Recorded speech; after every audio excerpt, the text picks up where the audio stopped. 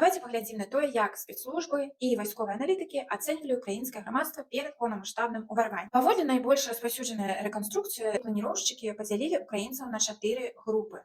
Першая прамаскоўская. Лічылася, што яны будуць актыўна падтрымліваць маскоўскія войскі і дапамогуць стварыць акупацыйную адміністрацыю.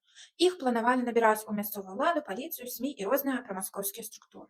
Другая група нейтральныя або пасіўныя людзі. Маскавіты меркавалі, што гэтыя людзі проста прыстасуюцца да новай рэальнасці. Іх планавалася кантраляваць праз прапаганду, эканамічныя стымулы і абмежаваны прымус. Трэцяя група праўкраінскія людзі, але нібыта схільныя да пераканання. Гэта былі патрыёты, якія, на думку маскоўцаў, пагодзяцца супрацоўнічаць пасля хуткага падзення Кіева. Гэтых людзей рыхтавалі перавыхаванне, прапаганду, замену школ, пераход на маскоўскую мову, новыя СМІ і новыя мясцовыя чыноўнікі. І апошняя чацвёртая група непрымірымыя праціўнікі Масквы. Патрыёты Украіны, крапка. Ніякіх кампрамісаў. Вайскоўцы, ветэраны, валанцёры, журналісты, актывісты, інтэлігенцыя, простыя людзі, мясцовыя лідары, усе, хто адкрыта падтрымліваў Украіну.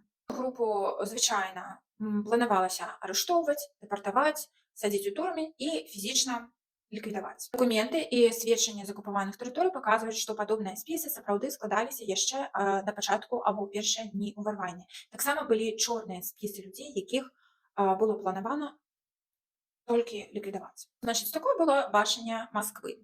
Але ўся гэтая схема мела адзін фатальны недахоп. Яна апісвала людзей мірнага часу. Вайна – гэта не мір. У мірны час людзі часта прымаюць рашэнні выпадкова, пад уплывам эмоцый, настрою, сям'і, асяроддзя, тэлебачання і многіх іншых фактараў. Рэдка хто глыбока даследуе палітыку і нейкую праблему і сядзіць гадзінамі і займаецца гэтым. Але калі пачынаецца экзістэнцыяльная вайна, усё працуе інакш. Вайна раскрывае чалавека лепш за любыя сацыялагічныя апытанні.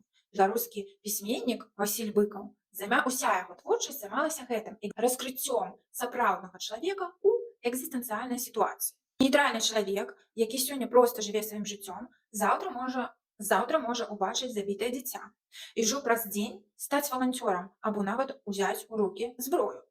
І менавіта гэтага Масква не зразумела. Яна значна пераацаніла колькасць людзей, якія б сапраўды хацелі б сустрэць акупацыю з кветачкамі.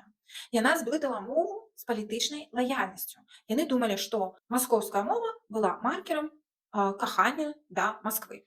А мільёны рускамоўных украінцаў у Харкаве, Адэсе, Дняпры і іншых гарадах не толькі не падтрымалі ўварванне, але пайшлі абараняць сваю краіну. Маскоўцы думалі, што перамога будзе за 3 дні, што Уладзімір Зеленскі уцячэ, што новая ўлада будзе створана амаль без супроціў. Але адбылося ўсё наадварот.